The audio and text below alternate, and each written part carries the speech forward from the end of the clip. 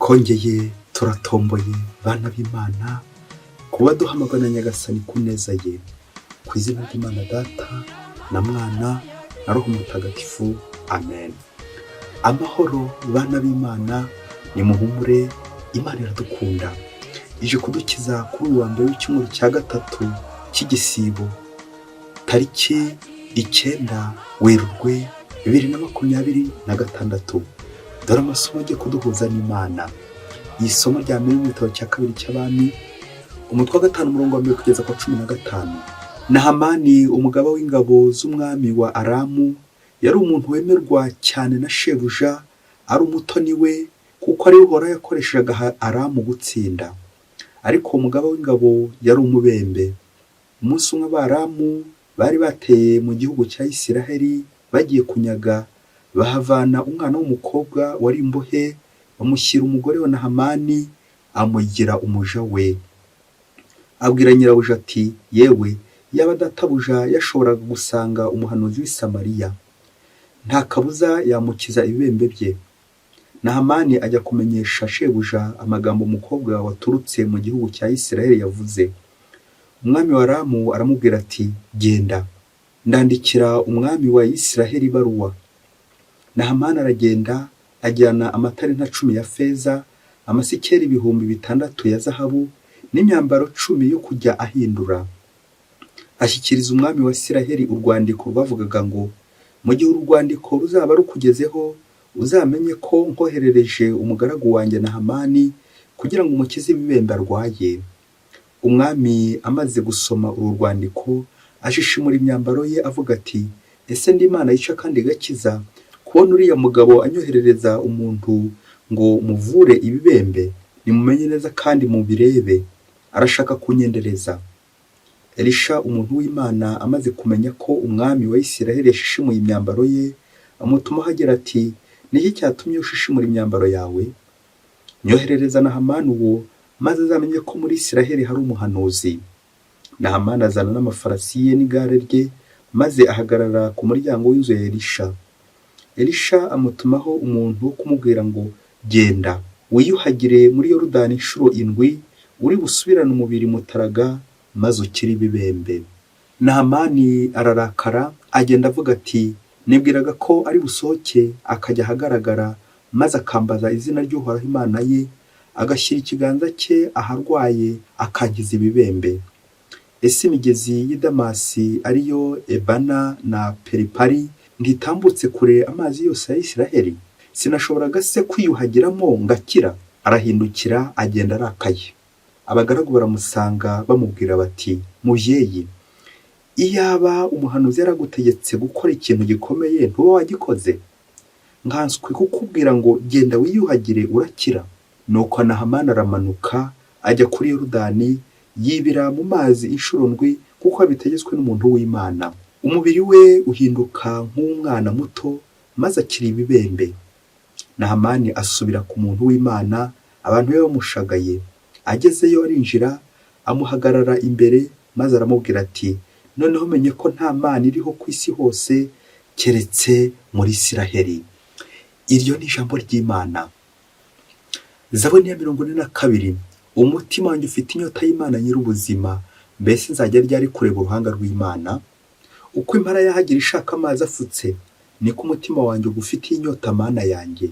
Umutima wanjye ufite inyota y'Imana, Imana nyir'ubuzima, mbese nzajya ryari kureba uruhanga rw'Imana? Ohereza urumuri rwawe n'ukuri kwawe, bijye binyobora inzira, maze bizanyeze ku musozi wa mutagatifu, aho ingoro yawe yubatse. Ubwo nzegera urutambiro rw'Imana, nsange Imana nkesha umunezero wose, maze Uhoraho Mana yanjye ngusingize, ngucurangire inanga. Umutima wanjye ufite inyota y'Imana nyir'ubuzima, mbese nzajya ryari kureba uruhanga rw'Imana? Nyagasani Yezu nabane namwe. Amagambo mu ivanjili ntagatifu yanditswe na Luka, umutwe wa 4 umurongo wa 24 kugeza kwa 30. Muri icyo gihe Yezu yari mu isengero ry'i Nazareti, arababwira ati, ndababwira ukuri, nta muhanuzi ushimwe iwabo. Ndababwiza ukuri rwose, hariho abapfakazi benshi muri Isiraheli mu gihe cya Eliya, ubwo imvura yamaraga imyaka 3 n'amezi 6 itagwa, inzara ikoreka igihugu cyose. Nyamara muri bo nta n'umwe Eliya yoherejweho, uretse umupfakazi w'i Sareputa wo mu gihugu cya Sidoni. Hari kandi abami benshi muri Isiraheli mu gihe cy'umuhanuzi Elisha, nyamara muri bo nta n'umwe wakijijwe uretse Nahamani w'Umusiriya. Abari mu isengero bumvise ayo magambo bose barabisha, nuko bahagurukira icyarimwe bamusohora mu mujyi wabo, bamujyana hejuru y'imanga y'umusozi umujyi wabo wari wubatseho, bagira ngo bahamurohe. Nyamara we abanyura hagati arigendera. Iyo ni ivanjiri ntagatifu. Bayoboke b'Imana, nimugire amahoro. Aha tugeze ni kuri buri munsi. Fungura buri munsi, ufungure buri munsi, ufungure abandi buri munsi, ijambo ry'Imana buri munsi, ineza y'Imana buri munsi uhure n'Imana. Nuhura n'Imana nta kindi kizabitubwira, ni ukuzahuza n'abandi, kandi ibyo bikaba buri munsi. Hari ahantu tuba akenshi tujya dusuzugura, hari ibyumba tunyuramo akenshi tutajya twitaho, icyumba dukoreramo za ofisi, hari icyumba turyamamo, uburiri, hari n'ubwiherero, hari uburiro navugaga refectoire aho turira, ndetse hari n'ikindi cyumba cyitwa urukarabiro, douche, n'ahandi n'ibindi byumba byinshi ntoranyijemo 5 gusa. Hari igihe tujya duhasuzugura, nyamara icyakubwira ko aho hantu hajya hatambuka amajwi y'Imana, akenshi ugasanga tujya tubisuzugura. Akandi wari ukazi, nanjye maze iminsi ntakazi, niyo mpamvu nje kongera gukwibutsa ibyo byumba. Ariko ndaza gutinda kuri icyo cya 5 twari dusorejeho, icyumba cy'urukarabiro, douche. Uzi ko hari n'imvugo igira iti, iyo ushaka gucya utinda muri douche. Nawe rero uze kureba umwanya ujya umara muri douche.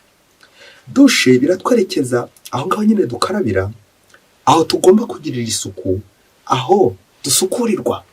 Ni kwenda kuvuga purgatoire, purgatorium, gusukura, lave, kugira ngo abantu bamwe bajya batinya urupfu, bataza kugira ngo batangiye gupfa, batangiye purgatoire. Aho twisukurira. Twibutse ko turi mu cyumweru, nangiye kuvuga cy'amazi, Umunyasamariya ahura na Yezu, bahuriye ku iriba, aho ngaho nyine kwisukura, aho kuri douche, aho niho bahuriye. Iki rero ni ikimenyetso gikomeye cy'uko Nyagasani hari ikintu yifuza ko twasukura mu buzima bwacu, tukongera tugacya, tukarangamira Nyagasani. Ngiki cyo douche rero umunsi za gutumarira. Ingingo remezo iragira iti, aho hantu dusuzugura h'urukarabiro. Akenshi tujya dusuzugura, tugapinga.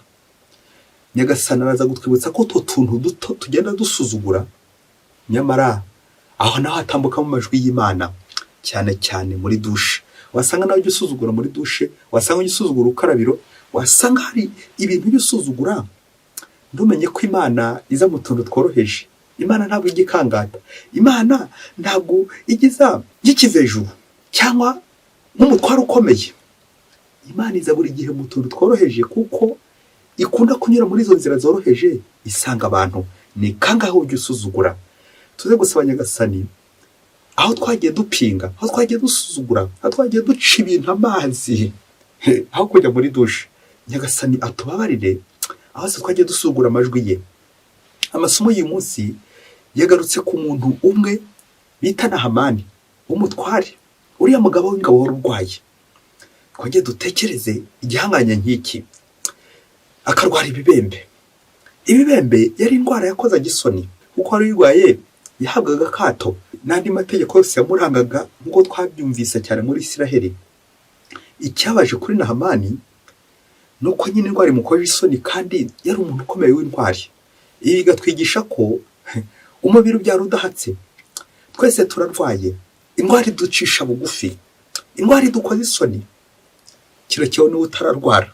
Twibutse Nahamani muri iri somo rya mbere ryo mu gitabo cya 2 cy'Abami, ariko bamugarutseho mu ivanjiri bashaka gutwereka uburyo abantu basuzuguye Yezu. Yezu yaravugaga bakanga kumwumva. Kubera iki? Ngo bari abantu b'iwabo. Baduhaye ingero ebyiri z'ibitangaza byabereye muri Isiraheli, ariko Abayisiraheli bakomeza kunangira. Urugero rwa mbere n'urw'umuhanuzi Eliya, umugore w'i Sareputa. Imana ikohereza umuhanuzi wayo kuri uriya mupfakazi w'i Sareputa, akaba ari we gusa narinjye kuvuga ko ari igitangaza akarya agahaga we n'urugo rwe, mu gihe abandi inzara iri kubica. Kubera iki? Kunangira, gupinga. Urundi rugero rwa kabiri muri ivanjiri ni urugero rwabaye nanone ku gihe cy'umuhanuzi Elisha, urugero rwa Nahamani. Nahamani wakize ibibembe, kandi muri Isirayeli muri icyo gihe hari abantu benshi barwaye ibibembe, none hakiza umunyamahanga. Twerekeza kuri wa murwayi uri gupinga ibiryo, nuko umurwaza akamubwira ati byanjye byirire, kandi wowe kabirya akanabimara. Uku gupinga kw'aba Isirayeli bapinga Yezu umwana w'Imana, Yezu uri hagati yabo, Yezu uri gukora ibitangaza, biratwerekeza uburyo natwe dusuzugura amajwi y'Imana. Hari imvugo igira iti, imvugo y'ikilatini igira iti vox populi vox dei, la voix du peuple c'est la voix de Dieu. Ngo ijwi rya rubanda ni n'ijwi ry'Imana. Rubanda bitwibutsa abantu baciriritse, utuntu twebwe tw'amafuti tubona tw'amafuti, nyamara aho ngaho n'Imana itambuka. Uyu munsi dufite urugero rwa dushe yo kwa Nahamani, aho tuza kubona hari utuntu Nahamani yasuzuguye, nyamara ari ijwi ry'Imana ryatambukaga. Dutekereze uburyo Imana ikora, nanjye kuvuga ibitangaza. Dieu s'arrange pour arranger ce qui nous dérange. Nyagasani ukora ibishoboka byose, bya bintu byose bigiye kutudurumbanya akayobora agenda bitenga. Twumvise uburyo uyu mukobwa kagakobwa k'Isiraheli kageze kwa Nahamani, ni ibintu bisuzuguritse. Umucakara uwo yasuzuguritse, ariko akaba ari ijwi ry'Imana rinyuzemo, akaba utazi igitekerezo. Ibintu ni byiza cyane.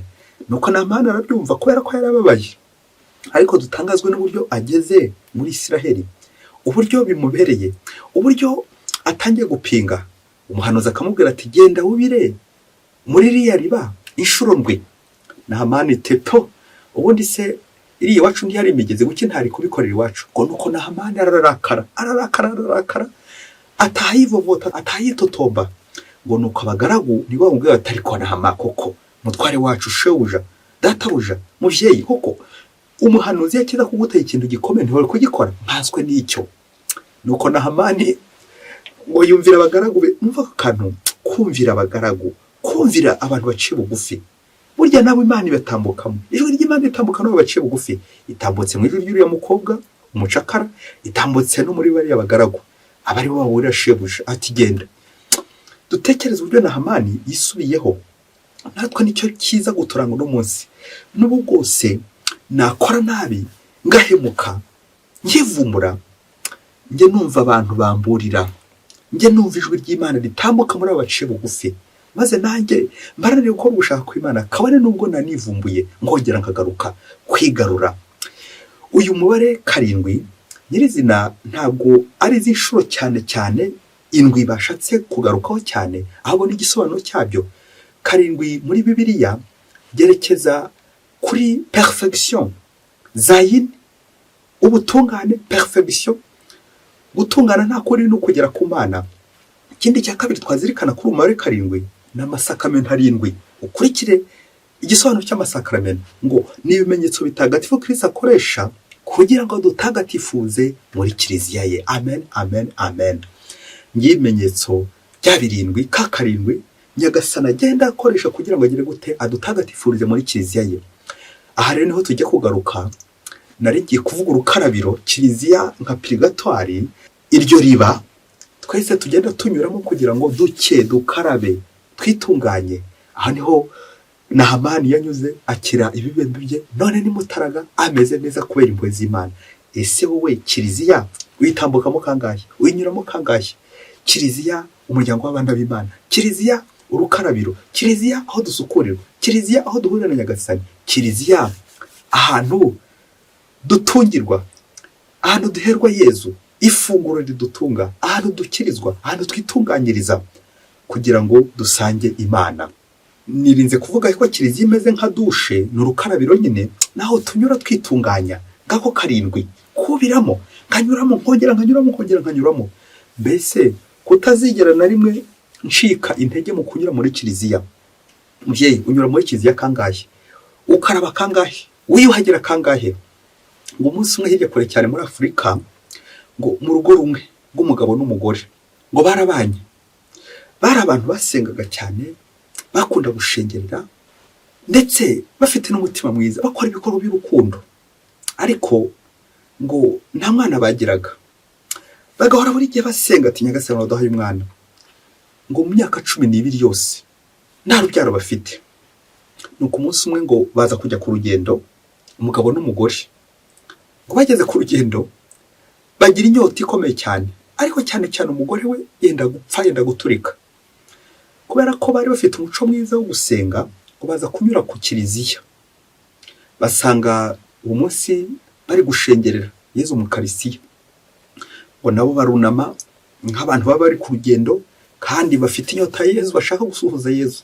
Ati ko biri kose nituva mu kiliziya hari igihe twaza kubona ahantu dukura amazi. Nuko baragenda bajya mu kiliziya barashengerera. Ngo bari gushengerera umugore ngo aza kumva ijwi. Aza kumva ijwi rimubwira riti jya gusaba amazi kwa nyogosenge. Iryo bararyumva rikomeza kumukubita, kumukurugutura ati jya gusaba amazi kwa nyogosenge.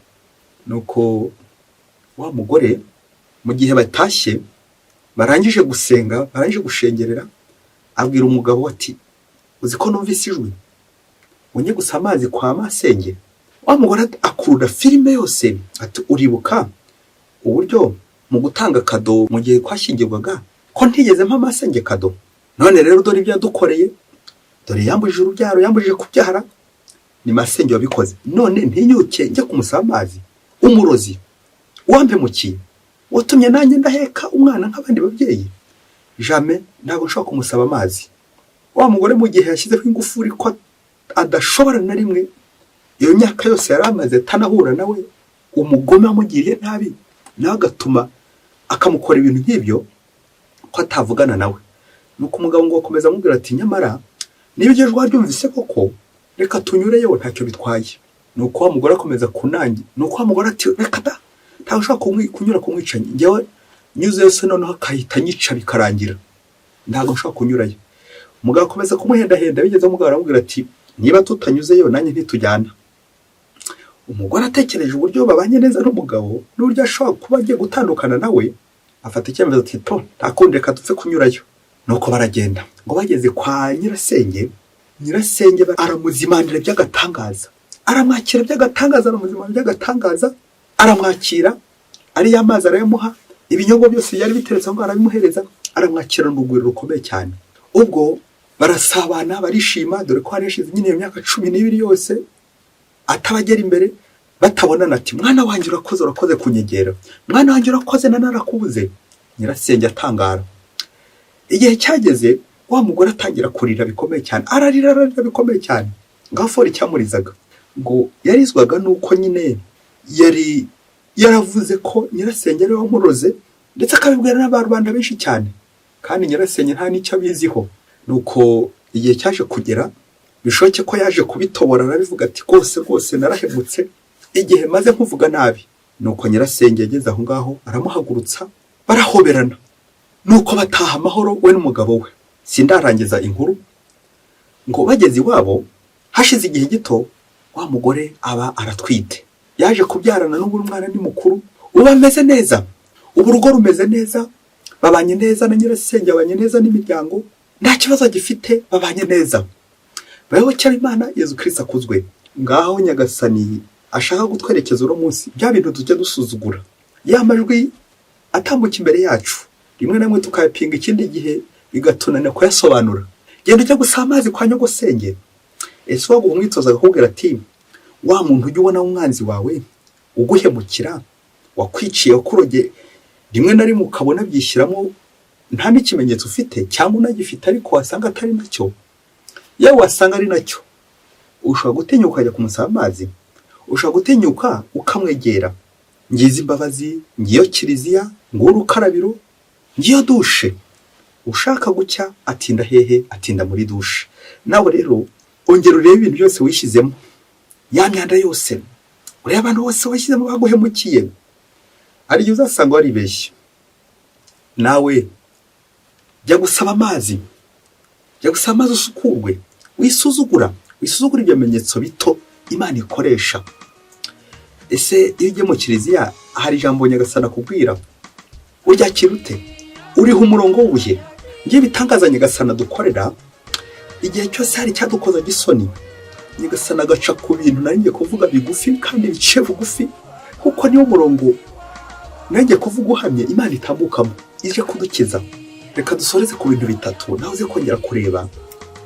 Igihe ujya wisukura, igihe ujya wipakuramo inabi, umujinya, ubugome. Icya mbere ni agasuzuguro ku ijwi ry'Imana. Abantu baza batuburira ibimenyetso tubona mu buzima, y'amajwi y'imbere tujya duha agaciro. Bamwe nawe ntibajya banayumva. Ushengera ryari, ujya mu kiliziya ryari, uhura na Yezu kangahe? Ni kangahe Nyagasani ajya kubwiriza akoresha ijwi ry'imbere, akoresheje abantu, akoresha ibimenyetso n'izindi nzira zose yanyuramo, cyane cyane ibyumba ugenda unyuramo uhuramo n'Imana. Ese ujya wumva ijwi ry'Imana? Ushengera kangahe? Ushengera iminota ingahe? Wakubwira ngo ujye gusa amazi kwa nyogosenge, kwa nyokorume, kwa nyokobukwe, ku mukazana wawe wajyayo ukurikije ibibazo mufitanye naho uzi. Ngo na Hamani uri gushaka gusuzugura, nukuze kumva nawe ijwi ry'abagaragu uti nyamara wakoze iki kintu Nyagasani yakubwiye, wagerageje kugerageza. Icya kabiri ni ibintu bituboshye bituma tutakira impuhwe z'Imana, bituma tutakira ugushaka kw'Imana. Abo twagiye tubeshyera, abo twagiye dusebya, abo twagiye tugerekaho ibinyoma, abo bose ujye umenya ko bakuboshye. Nushaka rero gukira, ngo ujya gukira arata indwara, nawe ugerageza ujye kwibohora. Wasanga ibyo bintu byose ari ukubeshya, wasanga uri kuruhira ubusa, wasanga iyo nzira urimo atariyo. Nyagasani akagukebura ati ngwino tujyane, tunyurane hariya, tugende. Kujyana na Nyagasani, kubohoka ndetse no kubohora abandi. Ngiyo kiliziya ni aho hantu twese tubohokera, ni ahantu hose duhurira na Yezu Kristo akadukiza, kugeza ubwo nyine atugejeje kuri umubare 7 tugasukurwa, kubohoka. Icya gatatu tujya kuzirikana kinakomeye cyane yewe, ni ubuhamya bwambayeho. Hari umuntu najyaga mpamagara, we nagiye kumubaza ikibazo, nuko kansubiza ati ndaza kugusubiza nimva muri dushe. Yabinkoze nk'inshuro ntazi. Nuko umunsi umwe ndaza kumubaza nti kucyumbwira ngo uraza kunsubiza uvuye muri dushe. Nuko arambwira ati mubyeyi akantu gacaho karongo, arambwira ati muri dushe iyo ngezemo niho mbona ibisubizo, numva ndi majwi ari kumbwira kandi ibyo bisubizo biramfasha. Rero nanjye niba muri dushe ndagusubiza. Guhera uwo munsi nanjye uzi ko aribwo namenye ko Imana ijya imbwira muri dushe kandi ntari mbizi iyo nagiye gukaraba. Rero nababajwe nuko ako kantu nakamenye nyuma, nanjye kuvuga nkerewe cyangwa ntinze. Niyo mpamvu rero nanjye nje gukuburira, hari abantu benshi batabumva amajwi. Abenshi tukajyana ibiradiyo muri dushe, amateleviziyo muri dushe, tukajyanayo kompiyuta, telefone n'irindi koranabuhanga byose, tugenda twumva amajwi y'ahandi, turi gusakuza urusaku muri dushe. Aho ni ahantu naho Imana inyura igira ite ikiza abana bayo. Ni kangahe ujya usuzugura dushe, ugasuzugura urukarabiro, kandi ahantu naho Imana ihanyura. Imana ntiba mu rusaku. Uno munsi uze kumva ijwi ry'Imana rikubwira, cyane cyane isuku. Ijwi ry'Imana rigamije kugusukura, maze ukere kwakira ubutungane bw'Imana buri munsi. Mwese Imana ibahe umugisha. Imana Data na Mwana na Roho Mutagatifu. Amen. Padiri Musumbuko Ladislas wa Diyosezi ya Cyangugu.